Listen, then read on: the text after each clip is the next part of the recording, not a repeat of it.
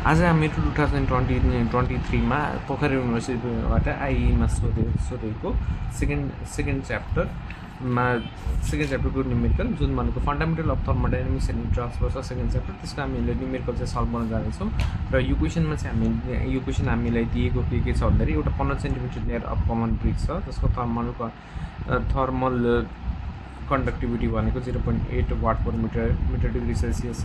त्यसै गरी चाहिँ 4 centimetre layer of cement plaster छ अनि त्यसै र रकवुल इन्सुलेसनको थर्मल कन्डक्टिभिटी भनेको 0.07 watt per metre degree Celsius छ भनेको छ। र यसै गरी चाहिँ हामीहरूले यहाँ के सोधेको छ भन्दाखेरि हामीले कति चाहिँ थिकनेस अफ रकवुल इन्सुलेसन हाल्नु पर्छ, जस कारणले गर्दाखेरि भनेको हामीहरूको हिट लस अथवा हिट गेन चाहिँ 75%ले घटोस्। अथवा यसमा भन्न खोजेको हामीहरूले के हो भन्दाखेरि चाहिँ रेट अफ हिट ट्रान्सफरको बारेमा कुरा गर्न खोजेको। र यसको लागि चाहिँ भनेको हामीहरूको दुईवटा केस बन्छ। दुईवटा केसमा पहिला सुरु केस 1 हुन्छ हामीहरूको विदाउट इन्सुलेसन, जसमा भनेको हामीले कुनै पनि प्रकारको केस 1 विदाउट इन्सुलेसनवाला हुन्छ, विदाउट इन्सुलेसन, जसमा भनेको हामीहरूको रकवुल हालेको हुँदैन। हामीहरू यो भयो सिमेन्ट कमन ब्रिक वाल जसमा 15 सेन्टिमिटर जतिको लेयर छ र थर्मल कन्डक्टिभिटी के भनेको हामीहरूको 0.8 छ। त्यसै गरी आर भनेको के हामीहरूको प्लास्टरको भनेको के भनेको 0.6 जति हामीहरूको छ भनिसकेपछि अब हामीहरूले के गर्छौँ भन्दाखेरि अब यसलाई चाहिँ एज अ सर्किट एनालोजीको रूपमा हामी लिन सक्छौँ। यसमा के गिभन दिनपर्ने हो र के दिएको छ भनेको एकपल्ट कुरा गरौँ है। यसमा हामीहरू चाहिँ दिनपर्ने भनेको एउटा टेम्परेचर चाहिँ हामीहरूलाई यो भित्तातिरको टेम्परेचरहरू मेन्सन गर्नुपर्ने हो, त्यो टेम्परेचर दिएको छैन। त्यसै गरी चाहिँ भनेको हामीलाई क्रस सेक्सनल एरिया पनि दिनपर्ने हो, यो भित्ताहरूको कति क्रस सेक्सनल एरिया हो त्यो पनि हामीले मेन्सन गरिदिएको छैन। त्यही भएर हामीले अब एज्युम के गर्छौँ भन्दाखेरि अब बिफोर एन्ड आफ्टर इन्सुलेसन भनेको हामीको यहाँ यतातिरको टेम्परेचर T0 र यतातिरको T1 TI टेम्परेचर हुन्छ। र केस 2 मा पनि हामीहरूको इन्सुलेसन हालिसकेपछि पनि हामीहरूको टेम्परेचर भनेको त्यो सेम नै रहन्छ भनेर हामीले एज्युम चाहिँ गर्छौँ। अब जसरी हामीहरूको यो केस 2 यो भनेको हामीहरूको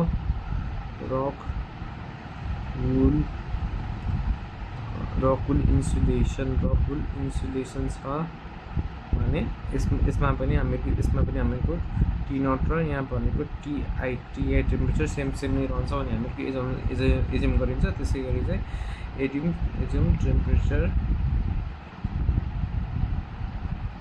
of outside and inside remain same after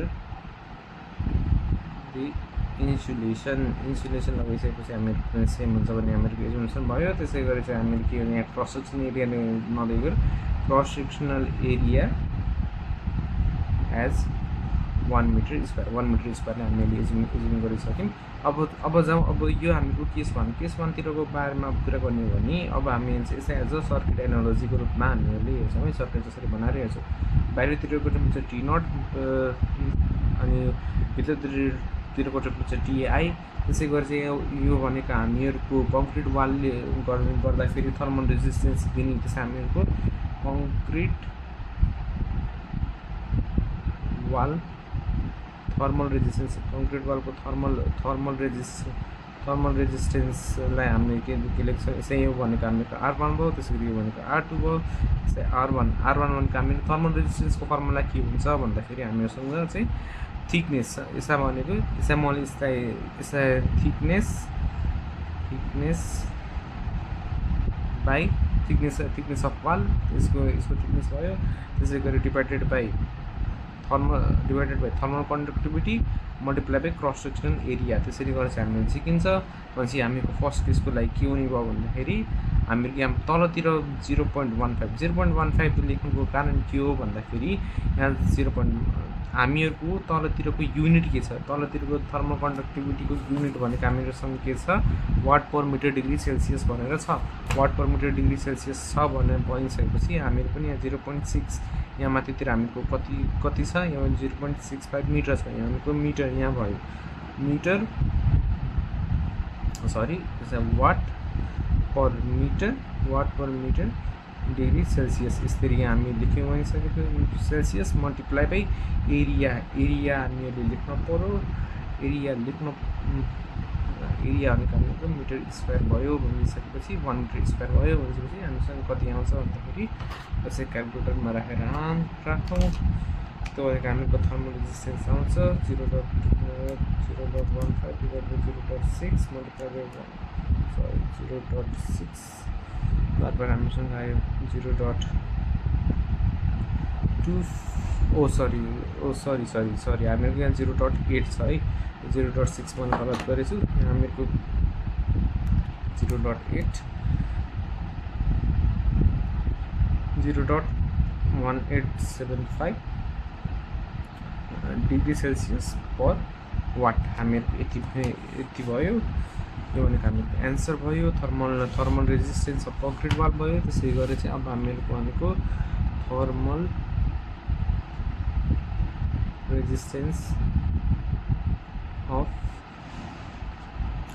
resistance of plaster भनेको हामीसँग के हुन्छ भनिसकेपछि थर्मल रेजिस्टेन्स अफ वालको थिकनेस भनेको हामीसँग कति छ 4 सेन्टिमिटरको छ भनिसकेपछि हामीहरूको यो भनिन्छ 0.4 डिभाइडेड बाई हामीहरूको थर्मल कन्डक्टिभिटी भनेको 0.6 को छ 0.6 त्यसपछि मल्टिप्लाई बाई त्यहाँ तलतिर डिभाइड बाई 1 मिटर स्क्वायर यहाँ हामीहरूको थिकनेस त्यसपछि thermal conductivity multiply by area गरेर हामी त्यसपछि सेकेन्डको जिक्छौँ 0.4 0.6 मल्टिप्लाई बाई 1 भनेपछि हामीहरूको थर्मल रेजिस्टेन्स कति आयो 0.667 डिग्री सेल्सियस पर वाट गरे हामीहरूको थर्मल रेजिस्टेन्स आयो। अब हामीहरूको अब यिनी दुईवटा चाहिँ सिरिजमा भएको कारणले गर्दाखेरि यिनी दुईवटा एड हुन्छन्। अब यिनी दुईवटाको इक्विभ्यालेन्ट रेजिस्टेन्स भनेको REQ is equals to R1 plus R2 भन्नुपर्छ। यहाँ चाहिँ इक्विभ्यालेन्ट रेजिस्टेन्स भनेको हामीको 0.667 प्लस 0.667 प्लस 0.1875 गरेर हामीको यिनी दुईवटाको इक्विभ्यालेन्ट रेजिस्टेन्स भनेको 0.8545 डिग्री सेल्सियस पर वाट हामीहरूको आउँछ इक्विभ्यालेन्ट। अब त्यसै गरी चाहिँ हामीहरूको क्यू नट भनेको हामीहरूको थर्मल कन्डक्टिभिटी थर्मल कन्डक्टिभिटी यसै भन्दैन रेट अफ हिट ट्रान्सफर भन्छ। क्यू नट भनेको रेट अफ हिट ट्रान्सफर भनेको हामीको के हुन्छ भन्दाखेरि Q not is equals to हामीहरूको यो दुईवटा बिचमा यो दुईवटाको चाहिँ गर्दैछौँ भनेपछि T not minus TI divide by REQ हुन्छ। यो भयो फर हामीहरूको rate of heat transfer for case 1। For case 2 को लागि के हुन्छ भन्दाखेरि सिमिलरली हामीहरूको यहाँ भनेको टी नट भयो R1 भनेको हामीको कङ्क्रिटको लागि R2 भनेको हामीहरूको कङ्क्रिट वाल यो भनेको हामीहरूको प्लास्टरको भयो। त्यसै गरी R3 भनेको हामीहरूको रक वुल इन्सुलेसनको लागि हो भनेपछि हाम्रो प्रिजम्सन अनुसार बाहिरको टेम्परेचर र भित्रको टेम्परेचर भनेको दुईटै केसमा त्यो इन्सुलेसन हालिसकेपछि अथवा नहालिसकेपछि भनेको सेम नै हुन्छ भनेपछि R3 भनेको अब हामीहरूले अब R1 र R2 हामीले सिकिसकेका छौँ। R3 को बारेमा कुरा गरौँ। हामीलाई यसमा यसको थिकनेस थाहा छैन, त्यही भएर हामीले चाहिँ एक्स एज्युम गर्छौँ। त्यसपछि अब वुल इन्सुलेसन हामीहरूको कुरा गर्ने हो भनिसकेपछि हामीहरूको वुलको चाहिँ दिएको छ 0.007 भनिसकेपछि 0.07 multiply by cross section area दिएको छैन भनिसकेपछि हामी एजुम गर्छौँ 1 मिटर स्क्वायर। यो भयो हामीहरूको। यसबाट हामीहरूको भ्यालु यो म रेकर्ड गर्दा चाहिँ म त्यो R3 को भ्यालु गलत चाहिँ क्यारे छु। R3 भनेको चाहिँ हामीहरूको के हुन्छ भन्दाखेरि x by 0.07 multiply by 1 metre square हुन्छ।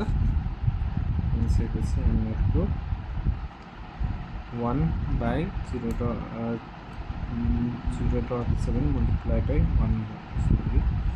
0.07 दिएको छ। मैले अन्त अगाडितिर चाहिँ रङ भ्यालु निकालेको रहेछु र मेरो क्यालकुलेसन चाहिँ मेरो मिस्टेक आएको रहेछ। त्यही भएर म फेरि गरेन। 14.28 यक्स भयो हामीहरूको भनिसकेपछि अब इक्विभ्यालेन्ट थर्मल रेजिस्टेन्स भनेको REQ इक्वल्स टु हामीहरूको कति हुन्छ परिस्थितितिर केस 1 को लागि भनेर हामीहरूको कति आयो त्यो 0.545 भनिसकेपछि 0.8545 प्लस 14.28x हुने भयो। भनिसकेपछि हामीहरूलाई केस 2 मा के हुनुपर्छ भन्दाखेरि हामीको केस 2 मा भनेको चाहिँ 25% रिड्युस हुनुपर्छ भनेको छ। भनिसकेपछि हामीले त्यसलाई चाहिँ 1 माइनस 0.75 ले घटाएर q dash is equals to भनेको t outside minus t inside divided by REQ हुन्छ भनिसकेपछि और 0.25 Q nought rate of heat transfer भनेको T nought minus TI by REQ भनेको कति हुन्छ भन्दाखेरि 0.8545 प्लस 14.28x भन्ने हामीहरूको आयो भनिसकेपछि अब हामीले के गरौँ भन्दाखेरि हामीले T नट माइनस TI लाई चाहिँ हामीले डेल्टी भनेर चाहिँ डिनोट गर्थ्यो फर केस फर यहाँ हामीले चाहिँ यहाँ फर केस 1 को हामीसँग के हुन्छ Q not is equals to भनेको डेल्टी बाई 0.8545 भयो। फर केस 2 को हामीसँग कति हुन्छ 0.25 del not is equals to sorry Q not is equals to del T by 0.8545 plus 14.28x। अब हामीले चाहिँ यी दुईटालाई dividing case 2 by case 1 dividing case 2 by case 1 गरेर हामीले हुन्छ 0.25 Q not by Q not is equals to del T by 0.8545 plus 14.28 divided by del T अब हामीहरूको Q नट भ्यालु भयो डिवाइडेड बाई डेल्टी 0.8545 हुन्छ भनिसकेपछि अब हामीहरूले अब हामीहरूको यो Q नट काटिन्छ र 0.25 मात्र रहन्छ। त्यसै गरी चाहिँ हामीहरूको यहाँ भनेको यो डेल्टी र यो डेल्टी काटेर हामीसँग यो माथितिर गएर 0.8545 बाई 0.8545 प्लस 14.28 यक्स आउँछ भनिसकेपछि हामी यहाँ सर्भरमा लैजाउँ 0.25 is equals to 0.8545 divided by 0.8545 plus 14.28x गरेर सल्भ गर्यौँ भनिसकेपछि हामीसँग थिकनेस x भनेको हामीको कति आउँछ 0.17 मिटर जति आउँछ भनिसकेपछि देयरफोर रिक्वायर्ड हामीले के भयो रक वुल insulation is 179 छ यहाँ हामी क्यालकुलेटरमा भनिसकेपछि इज 117.95 सेन्टिमिटर भनेर हामीहरूको यति गरिसकेपछि हामीहरूको एन्सर यतिमै नै हामीले कन्क्लुड गर्न सकिन्छ।